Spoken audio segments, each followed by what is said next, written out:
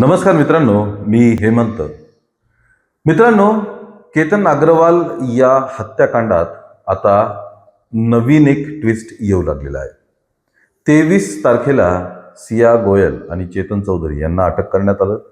त्यांनी कबुली सुद्धा दिली की आम्ही हा खून केलेला आहे, या कटात आम्ही सहभागी होतो. 7 दिवसांची पोलीस कोठडी या दोघांनाही देण्यात आली. पोलीस कोठडीमध्ये यांचे वेळोवेळी जबाब नोंदवण्यात आले, कसून चौकशी करण्यात आली. कारण पोलिसांकडे फक्त कबुली जबाब एवढाच काय तो पुरावा होता, जो कोर्टात फिरवला जाऊ शकतो. सियाने आणि चेतन चौधरीनेच केतन अग्रवालला लोहगडाच्या कठड्यावरनं ढकलून मारून टाकलं, याचा सबळ पुरावा, प्रत्यक्षदर्शी, अजून काही तांत्रिक पुरावे, हे सगळ्यांची जमवाजमव पोलीस करत होती. काल लोहगडावरती नेऊन क्राईम सीन रिक्रिएट करण्यात आला. चेतनला आणि सियाला दोघांनाही लोहगडावर नेण्यात आलं. कुठून कुठपर्यंत चालत गेले, कुठे बोलत बसले, घटनास्थळी कसे पोहोचले, केतन कसा उभा होता, त्याला धक्का कसा दिला, हे सगळं हुबेहूब केतनच्या एका पुतळ्यासोबत करण्यात आलं आणि क्राईम सीन रिक्रिएट करण्यात आला. यात आता प्रकर्षाने एक गोष्ट लक्षात येते, ती म्हणजे या 7 दिवसांच्या पोलीस कोठडीमध्ये जे जबाब चेतन चौधरी आणि सिया गोयल यांनी नोंदवले, त्यातली तफावत, त्यातून हे कसं खोटं बोलतायत, त्यात सियाच्या भावाची पण चौकशी झाली. त्यानंतर सियाच्या आईची आणि वडिलांची सुद्धा चौकशी झाली. आणि ह्या जबाबीचा जो एक खेळ निर्माण झालेला आहे, तो काय आहे ते आपण या व्हिडिओतनं बघूया. कारण या जबाबींवरतीच ही केस उभी राहणार आहे. मित्रांनो, सिया गोयलला जेव्हा ताब्यात घेतलं आणि तिची चौकशी सुरू केली, तेव्हापासूनच चेतन आणि सिया हे दोघेही कबुली जबाब तर देत आहेत, पण जास्त जबाबदारी एकमेकांवर ढकलण्याचा त्यांनी खेळ सुरू केलेला आहे. सिया म्हणते प्लॅनिंग माझं नव्हतं, चेतनचं होतं. चेतन म्हणतो प्लॅनिंग माझं नव्हतं, सियाचं होतं. चेतन म्हणतो मी धक्का दिला नाही, सिया म्हणते धक्का तर मी पण दिला नाही, चेतनने दिला. असं एकमेकांवरती त्यांनी राडे घालणं, एकमेकांवरती सगळं ढकलणं हे सुरू केलेलं आहे. आता यात एक वेगळी कहाणी कशी निर्माण होतीये ती आपण बघूया. चेतन चौधरीच्या मतानुसार सिया गोयलला नोव्हेंबर 2025 पासून त्यांचं प्रेम प्रकरण सुरू झालेलं. त्या अगोदर सियाचाच भाऊ साहिल गोयल, जो क्रिकेट खेळाडू आहे, आणि चेतन चौधरी सुद्धा क्रिकेट खेळाडू आहे, या दोघांची क्रिकेटच्या निमित्तानं मैत्री झाली होती, साहिलची आणि चेतनची. मग त्याने सियाची आपल्या बहिणीची ओळख करून दिली. मग यांच्या भेटीगाठी वाढल्या. 2025च्या दिवाळीच्या पार्टीमध्ये यांच्यात खूप सखोल संवाद झाला, घट्ट मैत्री झाली आणि त्यांच्या प्रेमसंबंधांना सुरुवात झाली. त्यानंतर नोव्हेंबर-डिसेंबर दरम्यान केतन अग्रवालचं स्थळ सियाला आलं, घरच्यांना ते पसंत पडलं आणि त्यांनी फेब्रुवारीमध्ये यांची एंगेजमेंट केली. सियाच्या मतानुसार तिने चेतन चौधरीबद्दल घरच्यांना सांगितलं होतं, पण माझ्या घरच्यांना चेतनचं स्थळ हे तोला मोलाचं वाटत नव्हतं. सियाचे वडील, काका वगैरे हे मोठे व्यापारी आहेत.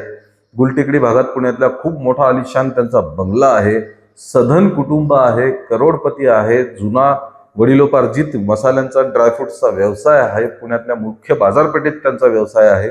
त्यामुळे चेतन चौधरी हा त्या मानाने एक छोटंसं त्याचं ड्रायफ्रूट आणि मसाल्याचंच दुकान होतं, तुलनेने तो अतिशय छोटा व्यापारी होता. सियाच्या घरच्यांना हे स्थळ काही योग्य वाटलं नाही, म्हणून केतन अग्रवाल सोबत तिचं लग्न त्यांनी पक्क केलं, असं सियाचं म्हणणं आहे. काल जेव्हा सियाच्या आई वडिलांची चौकशी झाली, तेव्हा सुद्धा आणि या अगोदर सुद्धा सियाचे आई वडील जेव्हा जेव्हा माध्यमात बोलले, त्यांनी हे सांगितले की चेतन चौधरी हे नावच आम्हाला अनोळखी आहे, आम्ही चेतन चौधरी नावाच्या कुठल्याही इसमाला ओळखत नाही. याचा अर्थ खोटं कोण बोलतोय? मग सिया गोयल बोलती खोटं का सियाचे आई वडील बोलतायत? हा एक प्रश्न निर्माण झालेला आहे. कारण आई वडिलांनी शेवटी सियाला तोंडावर पाडलेलं आहे. यानंतर चेतन चौधरीने त्याच्या जबाबात सांगितलेलं आहे की मी पूर्वीपासनं सियाला हेच सांगत होतो की तू तुझ्या घरच्यांना हे सगळं सांग, त्यांना कन्व्हिन्स कर, ते तयार होतील. स्पष्टपणे सांग की मला केतन अग्रवाल सोबत लग्न करायचं नाहीये, आपल्या दोघांच्या प्रेम संबंधांबद्दल घरी सांग. पण सिया चेतनच्या मतानुसार घरी हे सांगायला तयार नव्हती. ती म्हणते की माझ्यावरती घरच्यांचा इतका दबाव आहे, घरच्यांची प्रतिष्ठा, घरच्यांचा मान अपमान, या सर्व गोष्टींमुळे माझं असं प्रेम प्रकरण आहे, मला केतनशी लग्न करायचं नाहीये, आलेलं स्थळ धुडकावून लावायचं, हा प्रकार मी करू शकणार नाही, माझ्याकडनं ते होणारच नाही. केतनने 2दा 4दा 5दा विचारलं सुद्धा, पण त्याचा काही फायदा झाला नाही. चेतन चौधरी म्हणतो की मी वारंवार सियाला हेच सांगत आलेलो आहे की आपल्याला घरच्यांना सांगून आपलं लग्न करून घेणं हे जास्त महत्वाचं आहे. आता यात सियाचा एक आयडिया होती, ती म्हणते की केतन अग्रवाल सोबत माझी एंगेजमेंट झाली आहे, पण मला 3 वर्षांचा वेळ पाहिजे. 3 वर्षांचा काळ सफिशियंट असतो. मी माझं शिक्षण पूर्ण करेल, व्यवसाय माझा चांगला मोठा करेल, कारण तिच्या वडिलांनी तिला एक बेकरी सुरू करून दिली होती. माझा व्यवसाय मोठा करेल, मी सेल्फ सफिशियंट होईल, मग घरचे कदाचित माझं ऐकतील, पण हा 3 वर्षांचा वेळ मला मिळायला पाहिजे. हा 3 वर्षांचा वेळ कसा मिळवायचा, यावरतीच चेतन चौधरी आणि सिया गोयल यांचं सगळं प्लॅनिंग जवळपास 4 ते 5 महिने चालू होतं.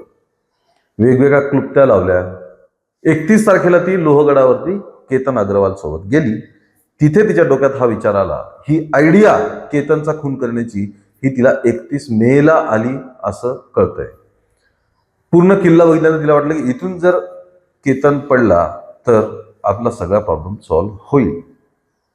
या अगोदर चेतन चौधरी तिला कन्व्हिन्स करत होता की तू घरी सांग, हे लग्न मोड, सांग काहीतरी बहाणा करून हे लग्न मोड, काहीतरी कारण सांग, खरं असेल सांग, खोटं सांग, पण हे लग्न रीतसर मोड, मग आपण लग्न कधी करायचं ते बघूया. त्यावेळी सिया गोयल जे चेतन चौधरीला म्हणाली ते चेतन चौधरींनी सांगितलंय. सिया गोयल म्हणाली की माझ्या घरच्यांना नकार देण्यापेक्षा माझ्यासाठी हे जास्त सोपं आहे की मी केतनला कायमचं संपवू. म्हणजे घरच्यांना आपल्या प्रेमासाठी कन्व्हिन्स करणं, घरच्यांना ते लग्न मोडायला लावणं, यापेक्षा सोपं आहे केतन अग्रवालला जीवानी मारणं. इतका घातक विचार, इतकं घाणेरडं प्लॅनिंग, कोणाचा जीव इतक्या सहजपणे घेण्याचं प्लॅनिंग करणं हे अतिशय विक्षिप्त मनोवृत्तीचं लक्षण आहे. यानंतर 31 मेला जेव्हा ती केतन अग्रवाल सोबत लोहगडावरनं जाऊन आली, तेव्हा तिच्या डोक्यात ही आयडिया आली. आल्यावरती तिने लगेचच, असं म्हणतात की 31 तारखेला जेव्हा लोहगडावरनं परत आले, 31 मेला जेव्हा लोहगडावरनं ट्रेकिंगवरनं परत आल्यानंतर जेव्हा केतन अग्रवाल हा सियाला तिच्या घराजवळ सोडून आपल्या घरी गेला, तेव्हा सिया गोयल ही तिच्या घरी न जाता चेतनला भेटायला गेली आणि तिथे तिने पहिल्यांदा चेतनला सांगितलं की मला एक आयडिया सुचली आहे, असा असा लोहगड जो आहे तिथून जर केतन पडून मरून गेला तर तो अपघात ठरेल आणि सर्वच्या सर्व प्रॉब्लेम्स आपले एकाच झटक्यात सॉल्व्ह होऊन जातील. ना माझ्या घरच्यांना सांगण्याची काही गरज, ना माझ्या घरच्यांना कन्व्हिन्स करायची गरज, ना हे लग्न एंगेजमेंट मोडण्याची गरज, ना केतनला काही सांगायचं, ना त्याच्या घरच्यांना काही एक्सप्लेनेशन द्यायचं. सगळं काही सुरळीत होऊन जाईल. आधी चेतन म्हणतो की मी सरप्राईज झालो, शॉक झालो की हे तू काय बोलतीयस, कोणाला आपण जीवाने कसं मारायचं, पण सियाने तो निर्णय घेतलेला होता. त्यानंतर 4 जूनला त्यांनी प्रयत्न केला लोहगडावर परत ट्रेकिंगला जायचा, पण तिथे केतनच्या आईने नकार दिला, पाठवलं नाही. 6 जूनला त्यांना बाली इंडोनेशियाला जायचं होतं प्री वेडिंग शूट करायला, पण प्रवासादरम्यान एका फूड मॉलला थांबल्यानंतर मुंबई एअरपोर्टवर पोहोचण्याच्या आधी सिया गोयलने सर्वजण चहा कॉफी किंवा काही खाण्यापिण्यासाठी मॉलमध्ये गेले असताना एकटी गाडीकडे परत आली. पर्समधनं केतन अग्रवालचं पासपोर्ट काढलं, ते फाडून टाकलं आणि फूड मॉलच्या टॉयलेटमध्ये जाऊन ते फ्लश करून टाकलं. झालं, इंडोनेशिया बालीला प्री वेडिंगसाठी जाण्याचा प्लॅन तिथेच रद्द झाला. त्यानंतर 14 जूनला तिने कसं तरी कन्व्हिन्स करून केतनला परत लोहगडावरती नेलं. तिथे त्याला मारण्याचा प्रयत्न केला, सेम धक्का देण्याचा प्रयत्न केला, पण एका झाडी झुडपात अडकून केतन वाचला. तेव्हा तिने साप आला होता म्हणून मी तुला ढकललं, मग त्याला मिठी वगैरे मारून आपला प्रयत्न तिने केला. तो फसला.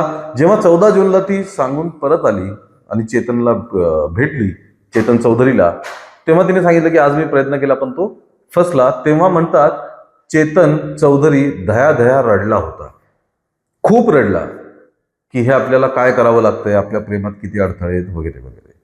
त्यानंतर 19 जूनला सियाचा वाढदिवस होता. ती 18 जूनला प्री बर्थडे सेलिब्रेशनसाठी परत केतनला घेऊन गेली आणि नंतर तिने धक्का देऊन हे कांड केलं. जे आपल्या सगळ्यांना माहिती आहे. चेतन चौधरी सुद्धा तिथे होता. 20 वर्षाची मुलगी इतकी भयानक क्रिमिनल माइंडेड आणि त्यानंतर पोलीस कोठडीत तिचं दारू मागणं, वारंवार आपला जबाब बदलणं, चेतनवरती दोष टाकणं, घरच्यांच्या बाबतीत खोटं बोलणं, या सर्वांमुळे सिया गोयल ही पुरती फसताना दिसत आहे. आज त्यांना कोर्टात हजर करणार आहेत. अजून त्यांची पोलीस कोठडी मागण्याची शक्यता आहे. बघूया या केसमध्ये पुढचं काय अपडेट येतं. पण घरच्यांना खरं बोलून कन्व्हिन्स करण्याऐवजी कोणाचा जीव घेणं हे अशा विकृत आणि विक्षिप्त मनोवृत्तीच्या लोकांसाठी किती सोपं असतं हेच या प्रकरणात आपल्याला दिसत आहे. मित्रांनो, या सर्वांवरती तुमचं काय मत आहे हे कमेंटमध्ये नक्की कळवा. या व्हिडिओला लाईक आणि शेअर करा आणि आमच्या चॅनलला ताबडतोब सबस्क्राईब करा. धन्यवाद.